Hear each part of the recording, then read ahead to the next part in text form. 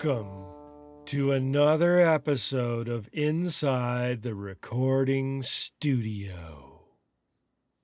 I am Jody Whitesides, and with me is Mr. Chris Hellstrom. How are you, Chris? What the hell was that? Are you counting on me to bring up the energy here? It's like this is going to be tea time and cookies with Jody. Well, I'm trying to go after the vibe of what we're about to talk about today, and seeing if I can give off the appearance of being lazy and not caring so much. But it's not apparently working because it made you say "what the fuck" immediately. Well, yeah, absolutely. Came out of left field there. So unlike you, because I'm like, hey, hello, we're blah, blah, blah, blah, blah. Sunday. Yeah, not today. Not today. Yeah. No, I'm doing good, Jody. How are you doing? I'm all right. I can't complain. Drinking some tea and essentially just, drinking tea. And getting ready to talk about music-related stuff as engineers in studios, or as some people might misnomer it as producers in engineers. We're crossing the boundary of definitions because we seem to have such a problem with that. Yeah, right. Yeah, but that's not technically what we're talking about here. We're going to possibly a little bit of a contentious issue here today, but possibly no, it's contentious. I guarantee it. Yeah, it's probably true. So the topic that we're going to talk about today is: are we too reliant on gear, and are we getting lazy because of it? Oh boy! Ooh, I said it. Here it goes. Yeah. Now that you've already said it, let's get into it. Dive right in, dude. Yeah. So are we too reliant on gear in our day-to-day operations, so to speak? Are we too reliant on presets and things to do things for us, as opposed to learning a new piece of gear? Or what's your stance on that? Are there, I guess we could have a question of like, is there gear that you absolutely can't live without? Yeah, this a computer. Almost goes back to it. Yeah, there you go. So gear, I guess it depends on when you mention presets and automatic fixes, that denotes more, not so much gear as it does software. Yeah, that's true. That's true. Are we talking more about software or actual gear? Because I would say that's more of a software issue, and some of the things that we are noting about is software fixes in terms of audio quality. So should we let's set the record straight on that, and we're talking about software oriented solutions here? I think that's definitely fair to say. Okay. Yes. So that's it. Okay, cool. We're done. Yeah. No, but I think it's very easy to, in the software world, this just kind of speaks to the amount of fantastic software that is out there today. And that is? Well, it could be anything from running the gamut. I mean, if we're talking about this that I deem sort of like necessary, that's would be something like iZotope's RX suite, which is fantastic at solving things. We use it here on this podcast every episode. That's how fantastic it is. Yeah. But it could also be all of these sort of AI-driven plugins or everything in one quick fix-it presets that we just, here's my vocal plugin. I just put it on. I don't know how it works. I just pull up a preset and boom, there you go. Well, that would be the ultimate definition of being lazy now, wouldn't it? It certainly could be. Yeah. No, to play devil's advocate, I don't know how I would have felt about that were I just starting out, and I'm like, okay, cool. I have this plugin. I can make it. Why do I need to know what, the ratio of a compressor is? I use the flux capacitor of vocal processing. Right. So, Understood. So you asked me what my opinion was on it in terms of, I guess, in presets and whatnot. Do I use presets? Yes. Am I constantly looking for presets to solve all of my issues? No. And when I do actually have an issue, or if I'm working on a larger project as a whole, rather than relying on someone else's presets, I make my own. Yes. And I am notorious for making presets and for making channel strips and reusing them as my jump off points for my own thing. I don't generally do that for other people. Yeah, I can attest to the fact that you have a ridiculous amount of presets in a lot of the things that you do. And folder upon folder upon folder of presets. Well, yeah, and that, but you're talking more about the guitar sounds that I've gone specifically loopy for. the guitar sound. Yeah, but when you're talking about presets for your productions, are you talking compression, EQ? Are you talking about sweetening, things like reverb? What kind of presets are you talking about? All of it? Yeah. So for a particular project, if something needs to have a general sound across the entire spectrum, and I start with the first song or the first track, whatever it is, and I get a relative value for where I'm at, that gets saved as a preset within said compressor, said EQ, said reverb effect, said delay, whatever. That's a jumping off point. So I will save that as a preset, and then on the next track, I will open it up, boom. And if it's a whole channel strip selection that I need to do, then I save the whole channel strip and reload that channel strip. So I do, in a way, that is me being proactive about my own laziness, I guess is a way of saying it. Yeah, but I do the same thing when it comes to product. Let's say I'm mixing a song or an album, EP, several songs. And let's say all the vocals are done by one particular vocalist. The first time I start with a track, I dial in a channel strip. It might be, like you mentioned, compression settings, possible EQ, whatever happens to be. And then I would definitely save that as a preset. And that's just to save me from doing the same thing again and again, right? Repetitive task syndrome. Yeah.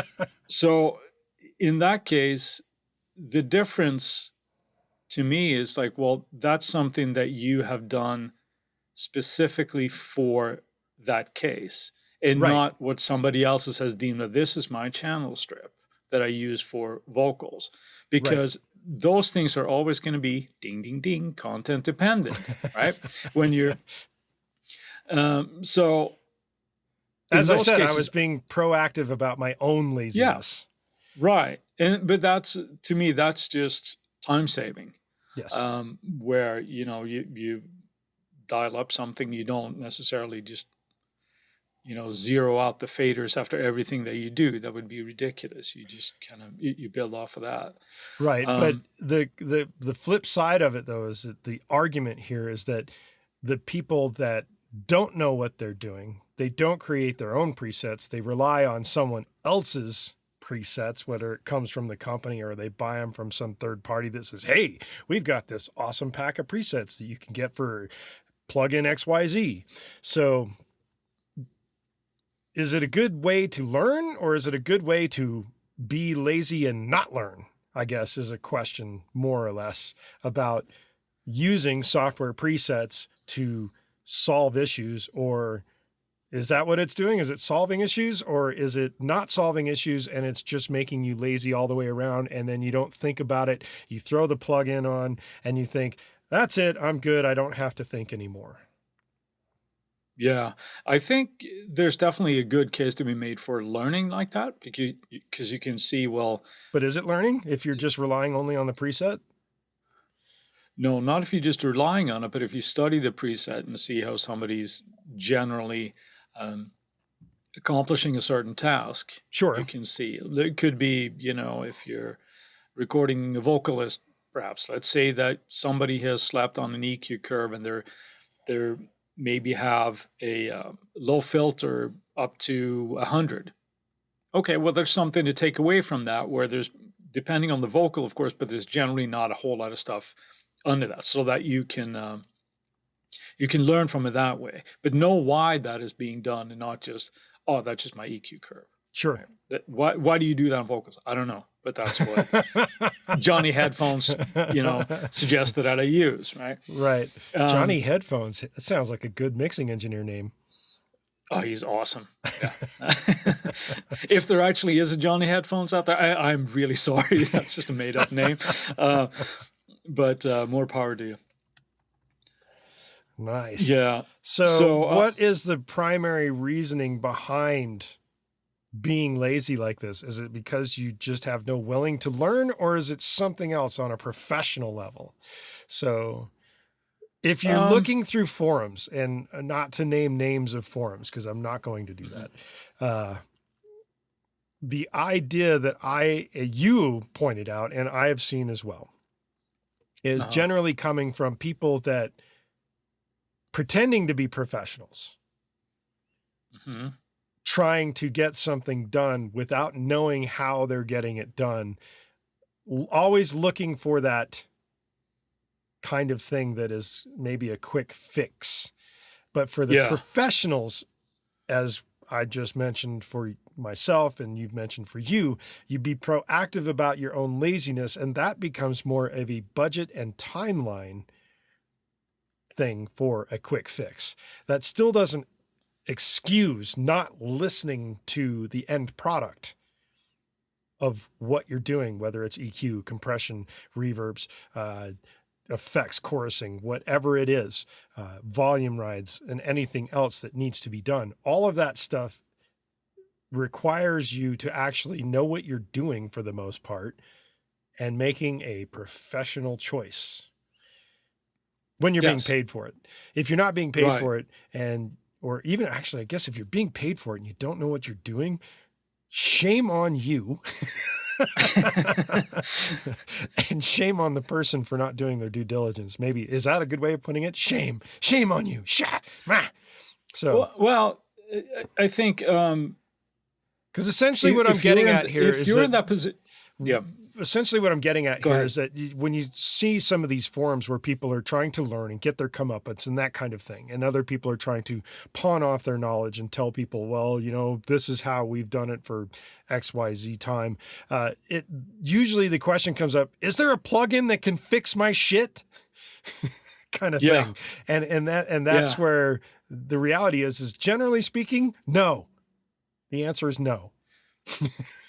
Are there plugins that can do some very magical things, provided you know what you're doing? Yes. Absolutely. Yeah. So there you go. Yeah. I think the overall theme here that should always be, is get it as close to what it needs to be at the source. Yeah. And you won't, there's less things to worry about. I hear, or I have heard people saying things where, well, it would be really easy for me to mix a song, make it sound great if I got the clean tracks that Chris Lord-Alge gets. So, well, but that says more about the artists that choose to work with Chris Lord-Alge, right? They probably did all their due diligence. There'll be less fixing for him or his assistants before he sits down to mix. Sure. And I think that's the same mindset that we need to have if we're the ones that are doing the tracking. That should be the goal. Engineer is doing, yes. Yeah.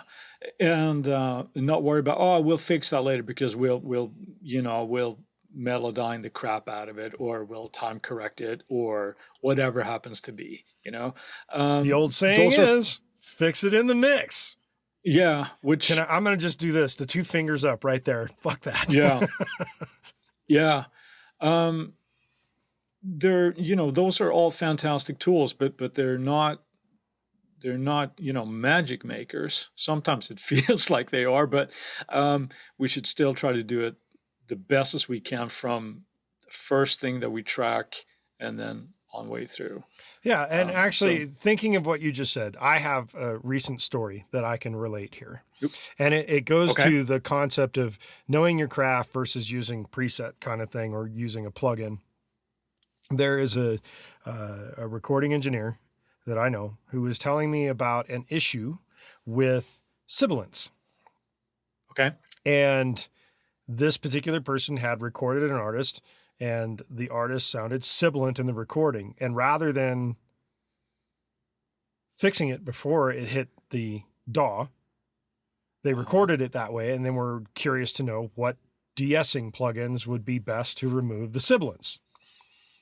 And the first thing I responded with was, don't take this the wrong way, but you should be fixing that before it even hits the DAW, kind of thing. Mainly because you're giving yourself extra work down the road rather than doing the extra work up front. And the extra work down the road is more of a polishing fix mix or fix it in the mix problem than it is getting it right at the source. So the suggestion was to actually use the proper microphone that matches the voice to reduce sibilance or get rid of it altogether and still sounds good on the voice. So, and that's not to say that the person is doing a bad job. It's just that maybe they weren't thinking about that up front. And that's a new mindset that you have to get into of like, okay, I should have done this way. So, because I've done it in my past where I recorded something and it was just like, what? And you go back and you think about it later and you're like, what was I thinking? If I'd have done this up front, it would have been so much easier on the back end. So that's kind of like passing on the knowledge of like, think about this prior to laying it down in the DAW. And that's part of not being lazy as an engineer, a recording engineer specifically, to match the proper mic to the vocal in regards to sibilance in a vocal. Same thing could be said for the guitar sound or drum sounds or any sounds. If you're miking a live instrument, get that stuff right at the source. Use a proper mic. Now, maybe you don't have the right mic and you're doing the best you can with what you got, and that's fine. Nothing wrong with it. Just be prepared to do more work on the back end than you would if you'd have done it in the front end. Yeah. Pick your spots of where you're being lazy and why. Maybe it's a good way of saying it. And generally, I would say too that while we have all these fantastic tools to correct things that are air quote wrong or sounding bad, it's not necessarily wrong. It's just you're having to fight a problem that should have been fought and won prior to going to the DAW. Yeah, I was going to say solving the issue is generally much easier at the tracking stage than it is at the mixing stage. Yeah. So, when it comes to mic choices, or it could be like even performance things, right? It could be, the bass player was a little bit lazy on the fourth bar there. Okay, well, punch it in. Just have him play it again, as opposed, we'll just flex time that or whatever. Well, which introduces its own problems, but yeah. Exactly. Yeah. And so therefore, if they're still there, do it again as best as you can to your ability, of course. Yeah. But of course. Yeah, that's my reasoning for it. Now, I think maybe before, let's see, we've talked about this, at length, and this seems to be a recurring theme just about every episodes that we do, but you don't say knowing your gear. Yeah, I do. Know your gear. Know your gear. Hmm? That's episode 1, by the way. Yeah, episode 1. Yeah, but it's been mentioned probably in just about every episode 2 through 34. Yeah, I think knowing how to do something. You were relating a story to someone on a gear site type thing where they're asking questions, and you mentioned very specifically someone saying, is there something that can tell me the key of the song? Can you relate that story to us real quick? Yes, this is, and I feel a little bit like old man yelling, get off my lawn here, but it was a story where somebody posed a question, two specific or individual ones that I'll relay both of them. But one was, is there a plugin that can tell me what key this song I'm working on is in? And I find that it's like, well, that's the ultimate in lazy. Yeah, I would think if you're the artist musician, if you're an artist or a musician, you don't know the key of your own song, you got a problem.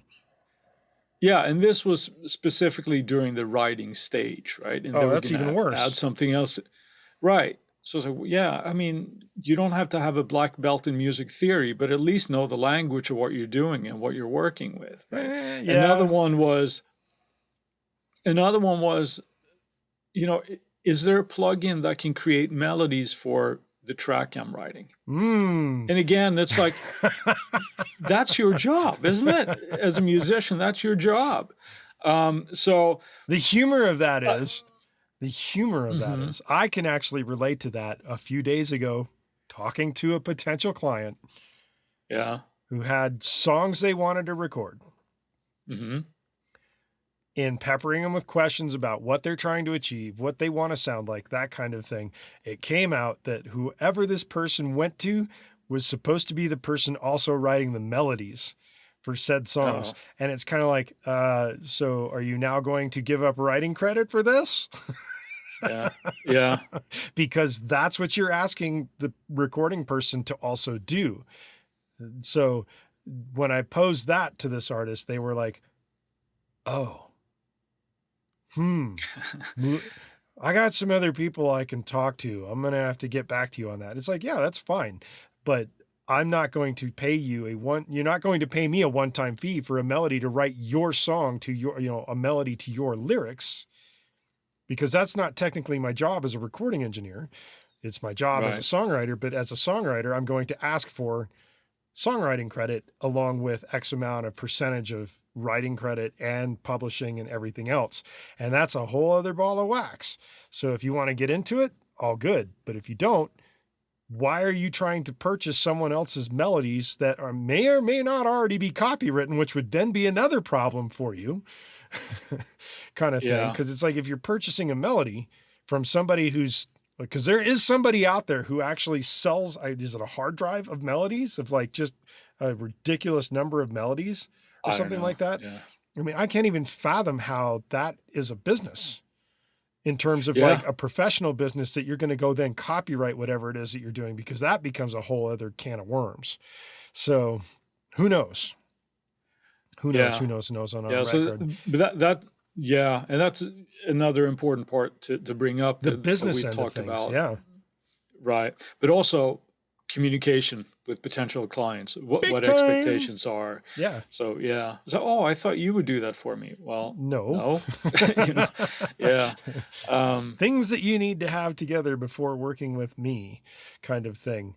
And I find myself doing that a lot with potential clients of like, this is the expectation. Oh, no way. Are you kidding? Like, no, I'm not kidding. So you need to be able to do, ABC, and then I will follow up with XYZ. So, and that becomes a whole thing where people are just caught completely off guard a lot of the time, because they think it's just magic how something is going to happen. And it's going to happen in the 3 minutes and 30 seconds that their song is long, is how long it will actually take to get anything done. That's like a bullshit meter going right there.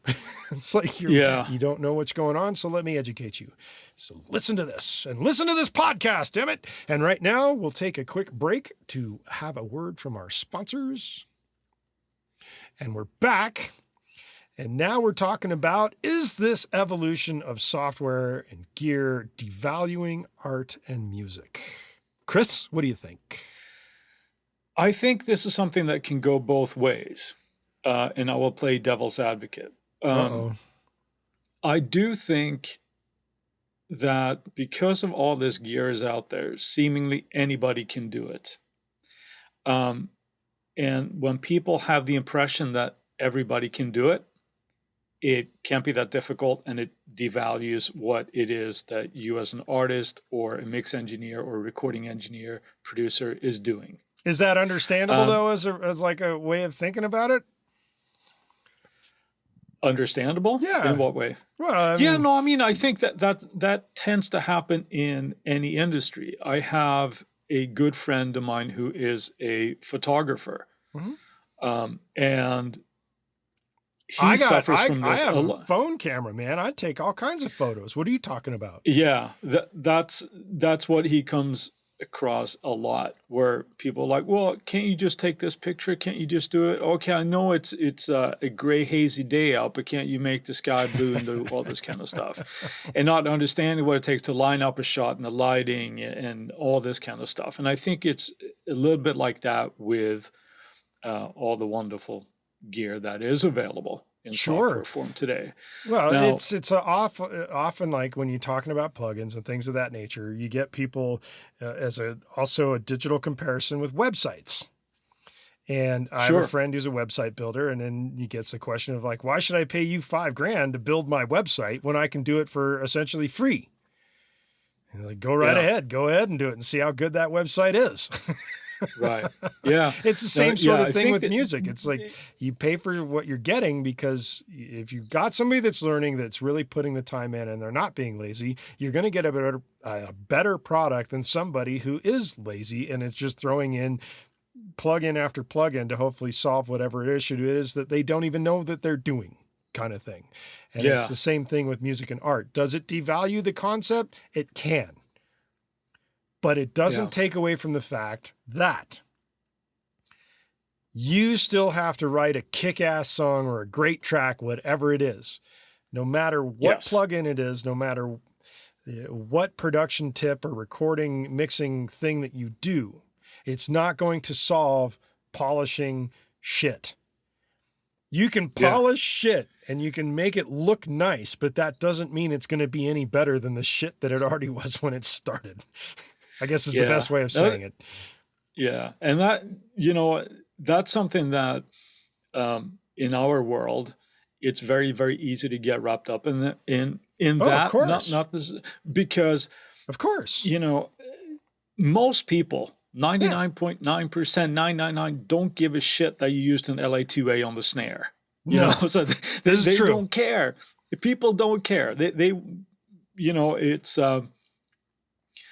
you can talk to people. Oh, did you hear this? It sounds good.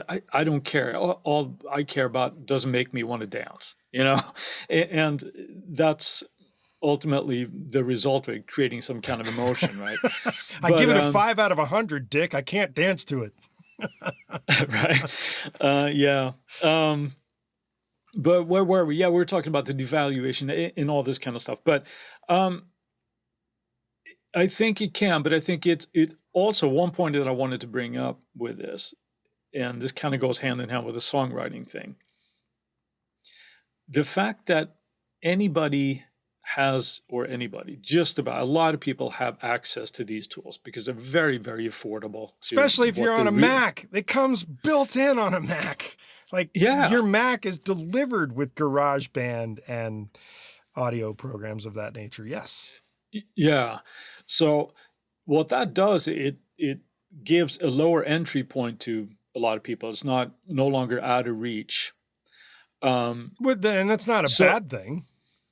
It's not a bad thing. I think that's a great thing, because who knows, just because somebody didn't have access to this in the past, now we're missing out on all the wonderful creative output that they might have. Sure. Right?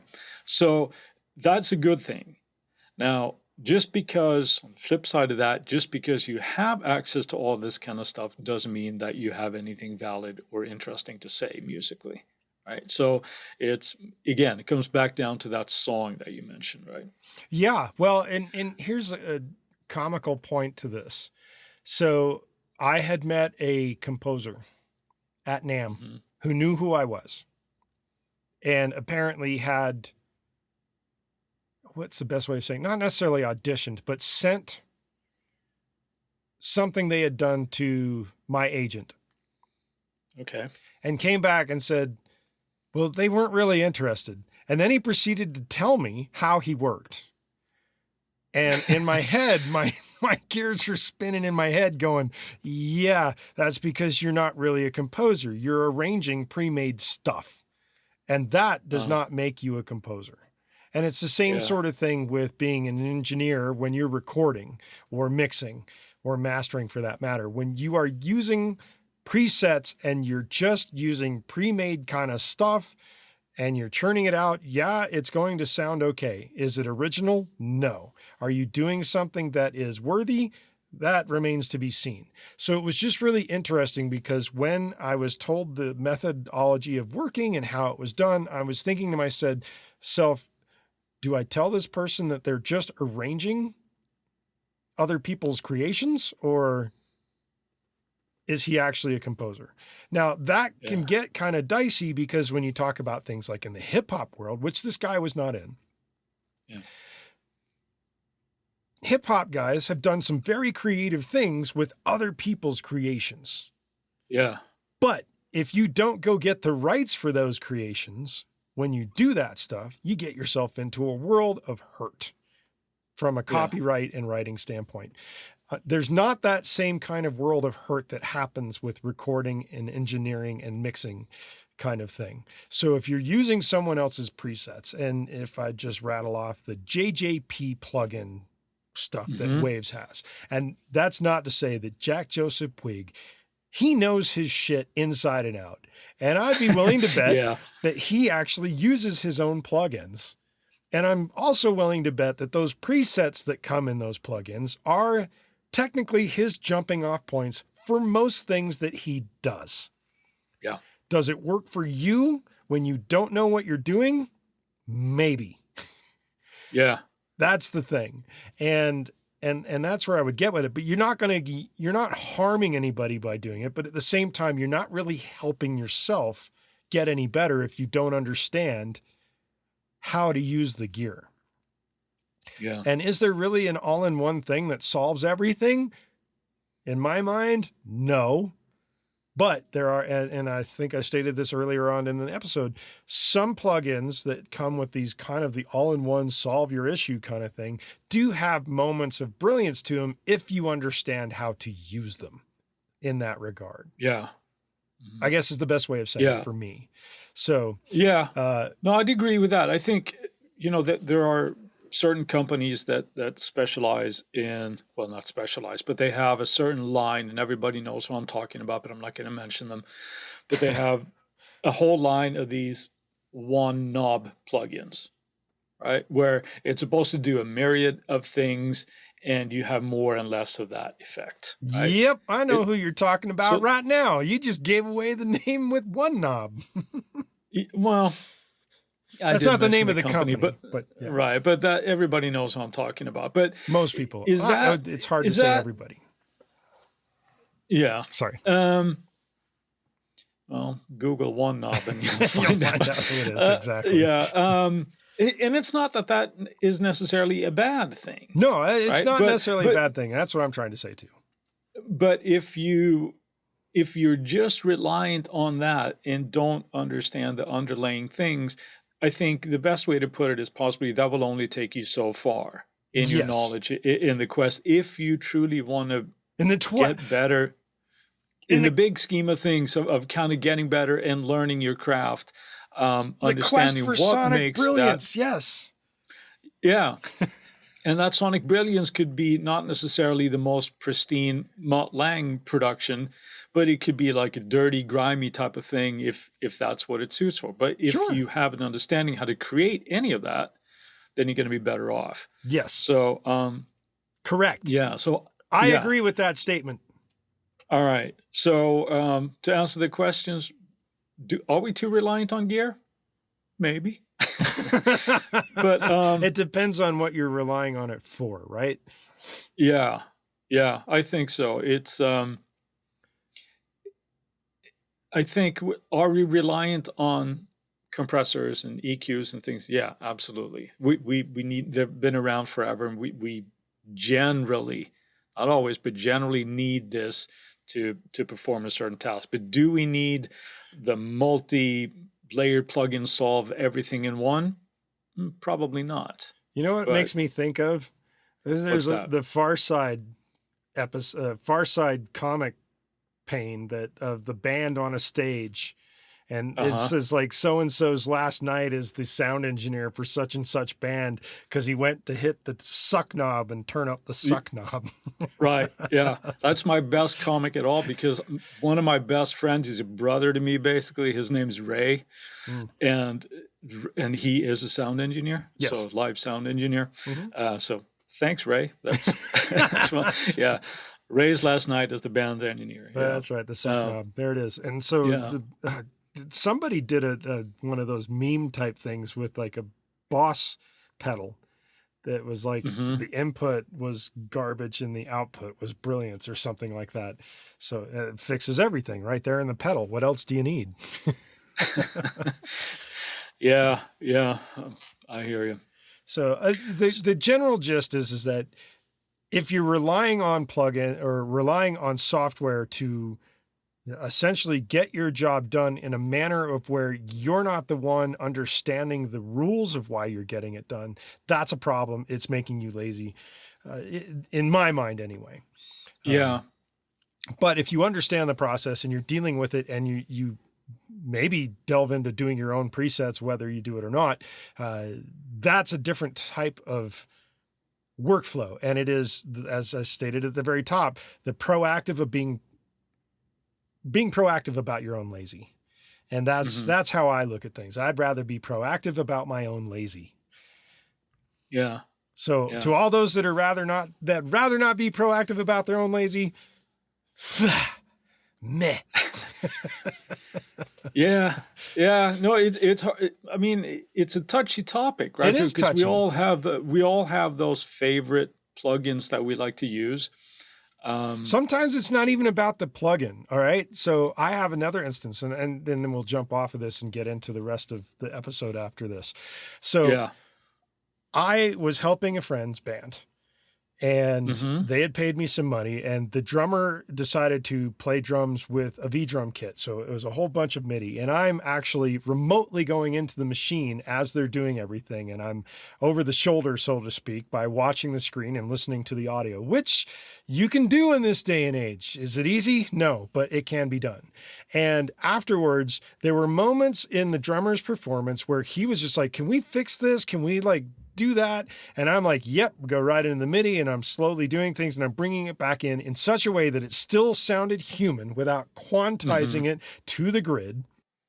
And his response to that was literally, that is like absolute magic. And I'm like, thank you. It's just years of practice. Yeah. So, and that's not being lazy. That was actually knowing what I was doing and how to actually retain his performance and fix the issue that was happening. And that just comes from experience. It doesn't come from a plugin there, because the plugin version of that is to just use quantize and then hope it doesn't screw everything up and make it sound sterile. So can you do it? Yes. Just don't be lazy about getting there. Do your work. Get paid for your magic that you create, damn it. Yeah. So there. And when it comes to I want to touch lastly, and then we'll go into our Friday finds here. But you mentioned as well as being paid for your work. I think when we look at somebody that might have been doing this for a long time and we see them just twisting a couple of knobs and then get an exorbitant amount of money or seeing exorbitant amount of money, one thing to remember about that is you're not necessarily paying them for what they just did. You're paying them for all the experience so that they knew exactly what to do, even if that was just turning a couple of knobs. I'm choosing the right hammer, damn it. Yeah, right? And you're choosing exactly the right spot where to hit the fridge to get it going again, right? So it's not... So there we go. That's my take on it as well. So are we getting lazy? if you're one of those lazy engineers, we wish you the best, but we don't hope for you. Actually, no, take that back. We hope for you that you would stop being lazy, and we always wish you the best. Always Is that a better way of saying it? Yeah, there we go. Yeah, I don't want to be negative here, right?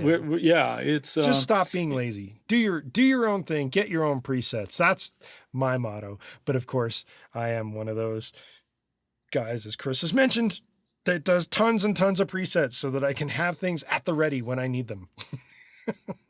There you go. So, but they're always mine. Anyway, that takes us into Friday Fire. said, wow, that was kind of fun, just rubbing my nose when I did that. Anyway, All right. we start off with you, Chris, on Friday Finds for this week. Who are you bringing to our attention, or what are you bringing to our attention this week? I thought I would bring a musical entity A musical to entity. our attention. Yes. Kind of like this is all about music, right? And we've talked about gear and everything here today. But I have recently really gotten into almost a lot more sort of like soundtracky kind of music. And I like movies and series about Vikings and things like that. The Norsemen. Probably from growing up in the cold north. I have discovered a project called Runefell, and they have an album called Vangheimer, and say that 10 times fast. But it is essentially, you could almost imagine it's not a soundtrack, but it is a project, and it sounds a lot like if you imagine a Viking show, in that it has all of these folk elements and it's very atmospheric, and I love it. I think it's really, really relaxing. It's not something I listen to and I go, ooh, did you hear the snare there? Because it's not a snare in there. But it's the overall emotional aspect of the music that I think is just fantastic. So if you have the same kind of music taste that I do, or even if you don't, go check them out. Runefell. Awesome stuff. Bingo. What about you? Well, I'm going back to the drawing board of software, and not necessarily from the lazy standpoint, but I don't know, man. If you are a Luna user, Luna from Universal Audio, you may or may not know that Universal Audio this past week has released a new summing bus. And if you liked the original that came with Luna by Neve, then you're probably going to love the API summing bus that is now available by Universal Audio. And I've tried it out. It's actually pretty darn cool. The difference between that and the Neve is that it's got that slightly more headroom vibe that's a little bit cleaner and crunchier ability than the Neve. And but I should qualify that by saying it's a different kind of crunch when you start to drive it. Cool. But as software summing buses go, it's just as badass as the Neve summing bus that they originally launched Luna with. So that is my new one. It is the API summing bus that is now available within Luna from Universal Audio. All right. And that's that right there. Cool. So while we've still got your attention, including your attention, Chris, we would like you to go to our, go leave us a review on our website at the insidetherecordingstudio.com/review.